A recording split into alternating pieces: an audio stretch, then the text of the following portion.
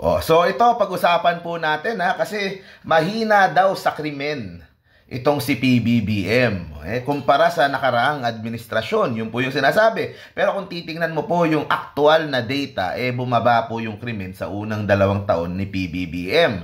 And also, yung pong problema sa Pogo na nililinis ngayon ng Marcos administration ay nanggaling po. Yung pong kalakihan ng problemang ito ay nanggaling po doon sa panahon ni dating Pangulong Rodrigo Duterte. Ngayon nga po, hard at work ang PNP. So pinuri po ni Police General Romel Francisco Marbil ang yung PNP Anti-Cybercrime Group para po sa kanilang pagsara dito sa tinaguriang mother of all scam hubs.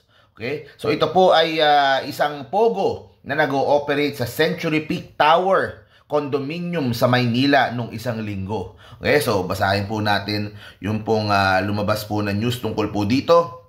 Kasi po, seryoso si PBBM nung sinabi po niya na ipapasara yung pong mga pogo, lahat po nung mga, yung palang mga scam dyan pala nanggagaling Pansin nyo na wala sa cellphone, yung mga scam, di ba? Yung pala dyan pala galing yan sa mga pogong yan.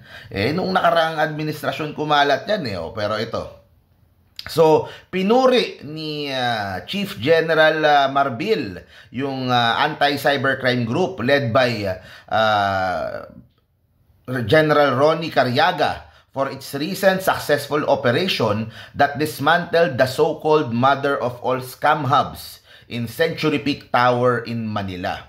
In a statement, sinabi ni General Marbil, he emphasized the PNP's commitment to intensifying its campaign in collaboration with the NBI to eradicate all illegal pogo within the next 2 months. So the next 2 months po, asahan nyo magiging maaksyon. Yan pong mga pogo na yan, meron pong mga mabibigat na backer yan. Yan po ay merong mga malalaking mga tao behind that. Malaki po, bilyon-bilyon po ang kinikita dyan. Kaya po kailangan ng political will at yan ang pinapakita ni General Marbil.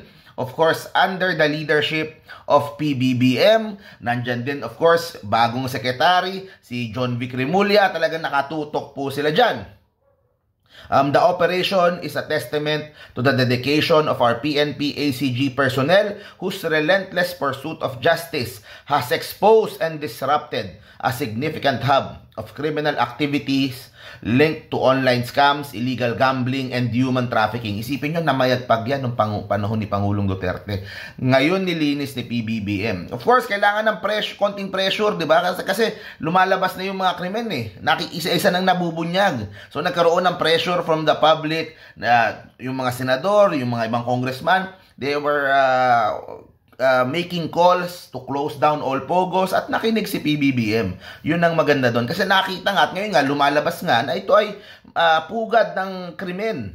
Yun nga, yung mga scams, illegal gambling, human trafficking, illegal po yan lahat. Masama po yan lahat. Okay? Sabi ni General Marbil, we have 2 months to go to clear the country of these illegal pogos. Yun. So, yan, pinuri po ito ng mga local officials din. The raid on Century Peak Tower, based on validated intelligence, highlights the PNP's robust capabilities in combating cybercrime and dismantling illegal operations. The 40-story building on Adriatico Street had reportedly become a central hub for various pogo operations. Naku po, ba't naman ganun? Naku, pinasok din yung Maynila. Harboring hundreds of individuals involved in illicit activities, including 69 foreign nationals. General Marbil also noted that the operation, which was conducted in coordination with the NCRPO, led by Brigadier General Sidney Hernia and other PNP units, serves as a powerful demonstration ng expertise ng PNP-ACG and commitment to effective law enforcement. The PNP chief clarified that operations targeting cybercrimes are executed exclusively by the PNP and the NBI as these agencies possess specialized skills to address such offenses.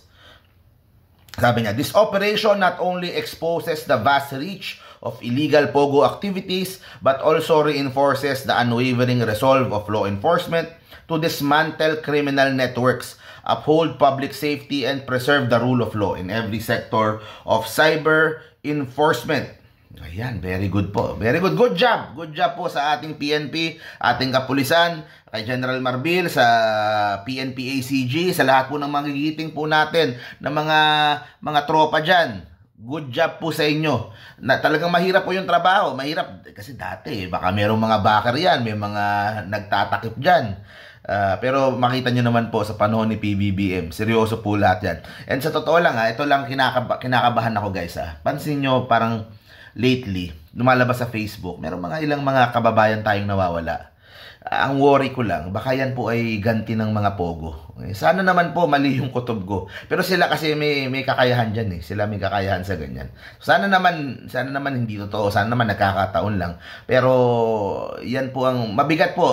We still have a good way to go bago po completely matanggal po yan. They have 2 months, lilinisin po yan. Pero, syempre, lalaban po yan. Bilyon-bilyon pera pa nag-uusapan yan. So, maging mapagmasid po tayo. Let's remain vigilant. Supportahan po natin yung gobyerno. Kasi yung kabila, ang nagpupundo ata sa kabila, yung mga di ba? Kaya ganyan na lang sila yung mga protektor ng Pogo Tayo, suportahan natin yung Philippine National Police. Huwag nating suportahan yung mga protektor ng Pogo. So, thank you very much po. See you po sa next video po natin. Stay safe parate. Bye-bye guys.